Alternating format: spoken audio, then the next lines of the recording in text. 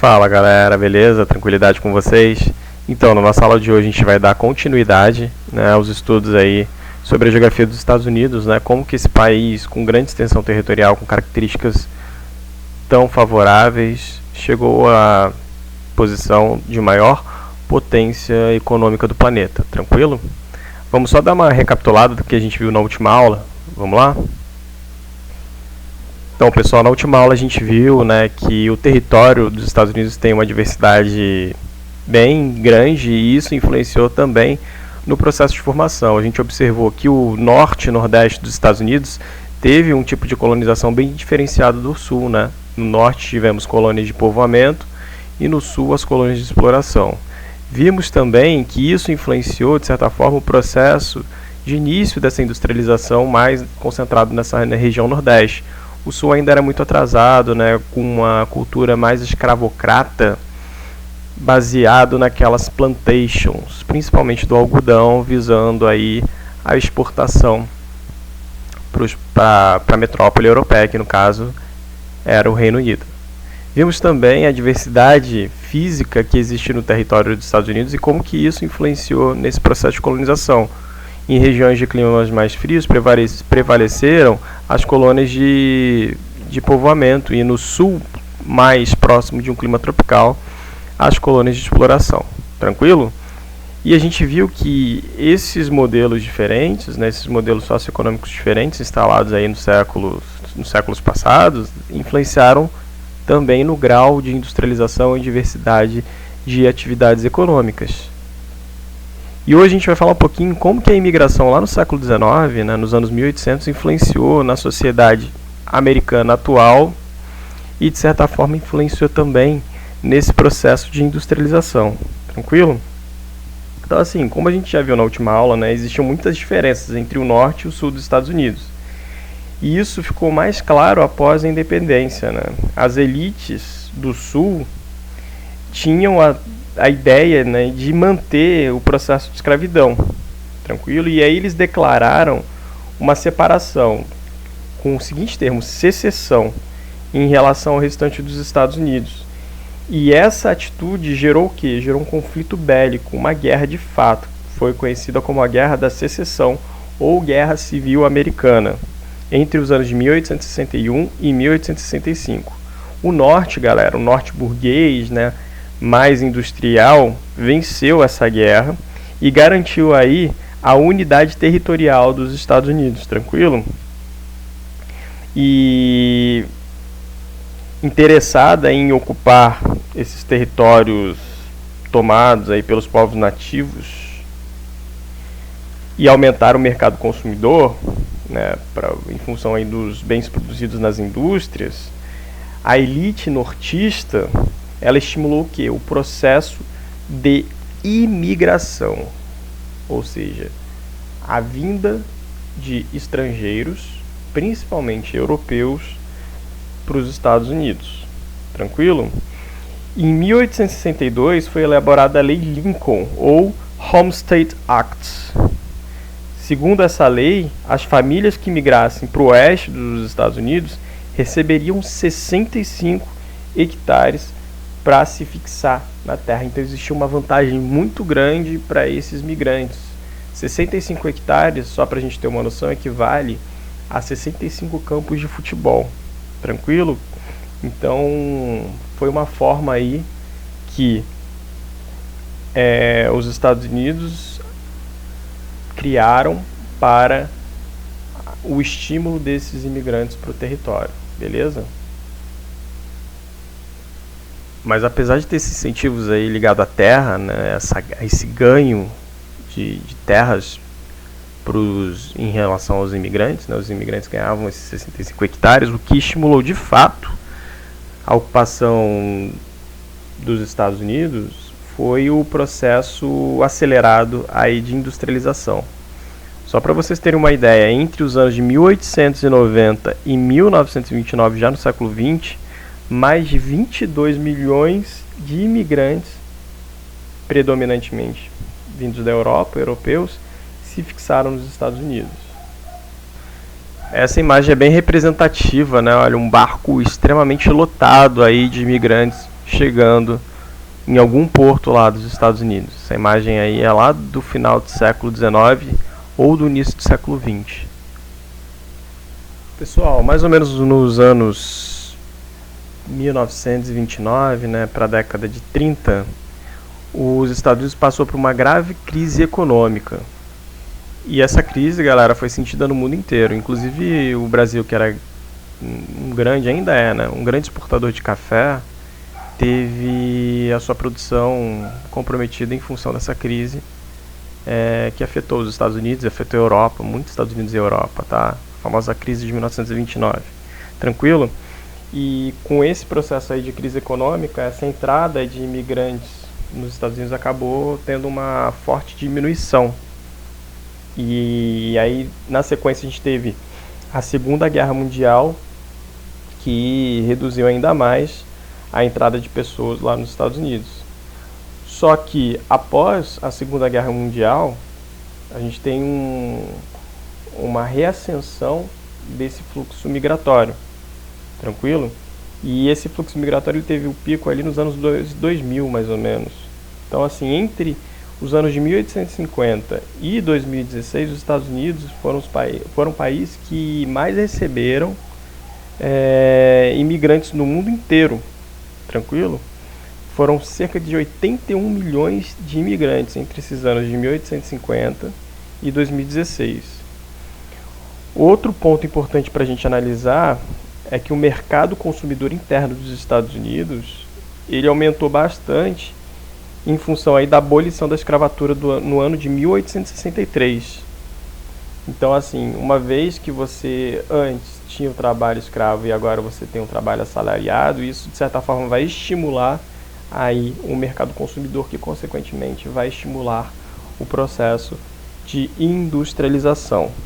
Tranquilo? E esse processo ele vai se consolidar ali no final, né, após a Primeira Guerra Mundial. Bom, pessoal, como a gente viu, né, o Nordeste dos Estados Unidos foi a primeira região a se industrializar, toda essa área aqui. E ainda é a região que mais abriga indústrias no país, apesar de atualmente os Estados Unidos nessa região tá passando por um processo aí de desconcentração industrial, beleza? Aqui eu trago uma imagem para vocês da United States Steel, né, que fica na cidade de Pittsburgh, né, na região nordeste dos Estados Unidos. E essa fábrica ela foi instalada, né, nessa área dos Estados Unidos em função da proximidade com as minas de carvão, tranquilo? Então isso facilita aí a recepção de minério de ferro e também está próximo do centro consumidor, que é uma área aí de grande concentração populacional, beleza?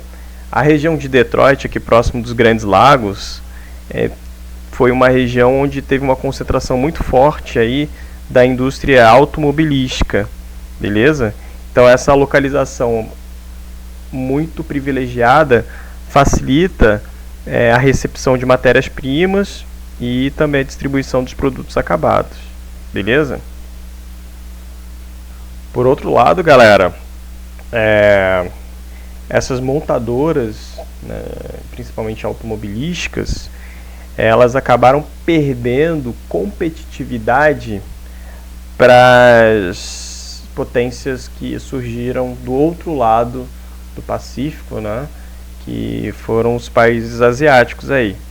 Então, principalmente após a crise financeira de 2008, que ocorreu entre 2008 e 2009, essa região começou a passar por um processo de diminuição dessas atividades industriais.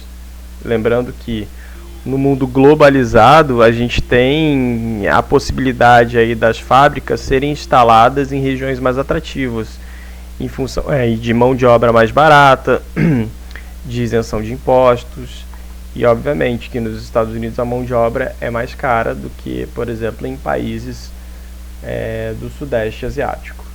Show?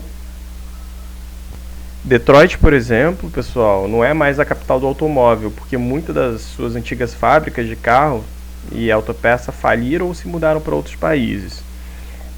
A cidade e sua região metropolitana têm enfrentado aí muito desemprego, né, empobrecimento da população, deterioração urbana, uma vez que essa região era conhecida como cinturão industrial, que era o Manufacturing Belt, hoje é conhecida como cinturão da ferrugem ou Rust Belt, em razão aí da decadência industrial, beleza? Esse Manufacturing Belt chegou a concentrar, lá no início do século XX, mais de 75% da produção industrial de todo o país. Mas hoje é inferior a 50% por conta desse processo de desindustrialização industrial. Uma das causas do aumento do custo da produção na região é o crescimento das cidades do Nordeste americano, como aquela região ali conhecida como Boss Wash, que é uma gigantesca megalópole que se estende desde Boston até Washington, passando pela cidade de Nova York. Então, novos centros industriais foram sendo construídos no sul, principalmente no sul e no oeste dos Estados Unidos.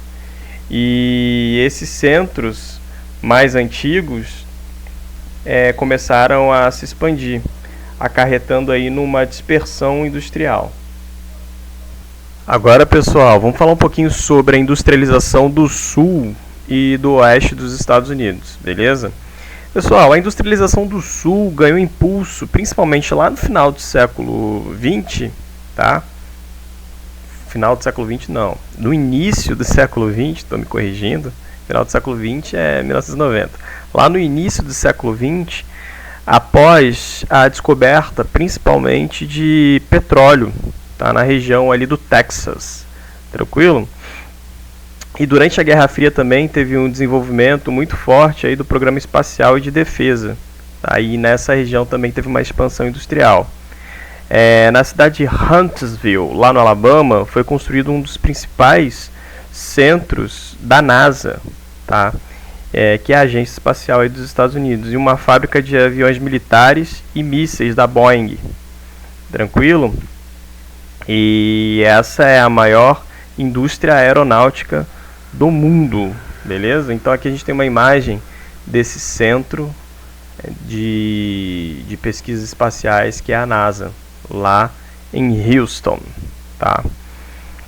O nome desse centro é Centro Espacial Johnson, né, que é a sede aí da NASA. Então nessa região sul dos Estados Unidos a gente teve duas grandes vertentes industriais. A indústria petrolífera, beleza? E a indústria aeronáutica. Na Flórida também a gente tem o Cabo Canaveral, que é o local de onde a gente tem os lançamentos aí de foguetes. Tranquilo? E a última região dos Estados Unidos a se industrializar foi o Oeste, tá? Que é uma região de ocupação mais recente dos Estados Unidos. Tranquilo? E na cidade de Seattle, lá no estado de Washington, a gente tem uma importante concentração da indústria aeronáutica, que é a sede da Boeing, tá? Na cidade de Portland, no estado de Oregon. A gente também tem indústria metalúrgica, de alumínio, entre outras, mas o estado mais importante do oeste dos Estados Unidos é a Califórnia, tá? Porque a gente tem um parque industrial muito diversificado. A gente tem uma megalópole chamada San, que fica entre São Francisco, no norte, e San Diego, no sul, já quase na fronteira com o México, beleza? E nessa região oeste dos Estados Unidos, a gente tem desde setores tradicionais, tá, da indústria, mas também a gente tem uma concentração aí de centros de pesquisa e universidades, de onde surgiu aí o famoso Vale do Silício, que é um tecnopolo, ou seja, um polo de alta tecnologia, principalmente aí na área de tecnologia da informação, de informática, e a gente tem a sede de grandes empresas relacionadas à tecnologia na região desse chamado Vale dos Silícios, no estado da Califórnia. Beleza, galera? Deu pra gente ter uma noção aí geral da distribuição das indústrias. A gente viu que o Nordeste dos Estados Unidos ainda concentra a maior parte das indústrias nos Estados Unidos, mas a gente viu que essa região está passando por um processo de desconcentração industrial e, em função principalmente aí da globalização, de outras regiões do planeta aí passando por um processo de industrialização mais forte, e a gente viu que o sul dos Estados Unidos e o oeste dos Estados Unidos têm atividades mais focadas, principalmente no sul, a questão do petróleo, da indústria espacial, e o oeste dos Estados Unidos a gente tem uma diversificação também de indústrias, porém recentemente mais focada aí na alta tecnologia. Beleza, pessoal?